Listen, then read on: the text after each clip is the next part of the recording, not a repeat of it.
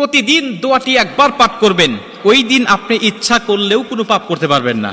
এই দোয়াটি নবীজি আমাদেরকে শিখিয়েছেন। সহিহ হাদিসের মধ্যে এই দোয়াটি আসছে। নবীজি বলছে, শয়তান তোমাদের প্রকাশ্য শত্রু, শয়তান তোমাদেরকে যে কোনো ভাবে ধোঁকা দিয়ে বোকা বানিয়ে সে তোমাদেরকে জাহান্নামে নিয়ে যাবে। এটা আল্লাহর সাথে শয়তান চ্যালেঞ্জ করে দুনিয়াতে আসছে। অতএব তোমরা শয়তান থেকে সবসময় আল্লাহ পাকের কাছে পানাহ চাইবে। বান্দা পানাহ চাইতে দেরি হবে, আল্লাহ পাক শয়তান থেকে ওই বান্দাকে পৃথক করতে দেরি করবে না।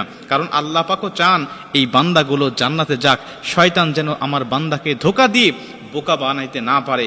এজন্য আপনি এই দোয়াটি পাঠ করবেন। আবু দাউদ শরীফের বর্ণনায় হযরত আমর ইবনে আস রাদিয়াল্লাহু তাআলা আনহু হাদিসটা বর্ণনা করেছেন। তিনি বলছেন, নবীজি আমাদেরকে এই দোয়াটি শিখিয়েছেন আর বলেছেন, তোমরা এই দোয়াটি প্রত্যেকটা দিন যদি একবার করেও পাঠ করতে পারো, তাহলে আল্লাহ পাক ওই দিনের জন্য, ওই দিন এবং ওই রাত 24 ঘন্টার জন্য আল্লাহ তোমাদেরকে শয়তান থেকে পৃথক করে দিবে।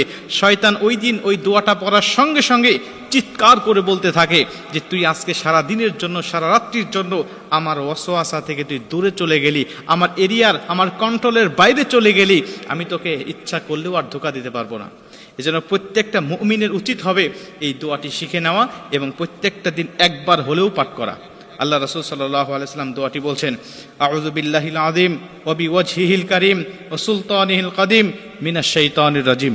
আমি দোয়াটি আবারও বলছি, দোয়াটি সবাই লিখে নেবেন যাতে আপনার ভুল না হয়ে যায়। সহি সুন্দর করে আস্তে আস্তে আপনার প্রত্যেকটা দিন একবার হলেও পাঠ করবেন। আউযু বিল্লাহিল আযীম ওয়া বিওয়াজহিল কারীম ওয়া সুলতানিহিল কাদিম মিনাশ শাইতানির রাজিম। নবীজি বলছে, তুমি এইভাবে আল্লাহ পাকের কাছে এই দোয়াটি পাঠ করে শয়তানের কাছ থেকে তুমি পানাহ চাও, আল্লাহ তোমাকে শয়তান থেকে অবশ্যই পানাহ করে দিবেন এবং শয়তানের ধোঁকা থেকে তুমি মুক্ত হয়ে যাবে।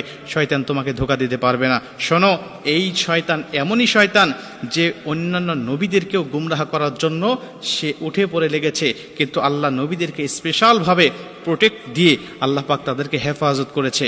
আপনারা অবশ্যই জানেন, আমাদের আদি পিতা হযরত আদম আলাইহিস সালাতু ওয়াস সালামকে শয়তান ধোঁকা দিয়েছিল। আল্লাহ বলেছিলেন, তুমি যাবে না গন্ধমের কাছে। শয়তান এমনই ভাবে, এমনই কৌশলে, এমনই হিকমতের সাথে তার কাছে এসে ধোঁকা দিতে লাগলেন আর বললেন, আল্লাহ কেন তোমাকে নিষেধ করেছে তুমি কি জানো? ওই গন্ধমের নিকটে, ওই গাছের নিকটে কেন তোমাকে যাইতে নিষেধ করেছে তুমি কি জানো?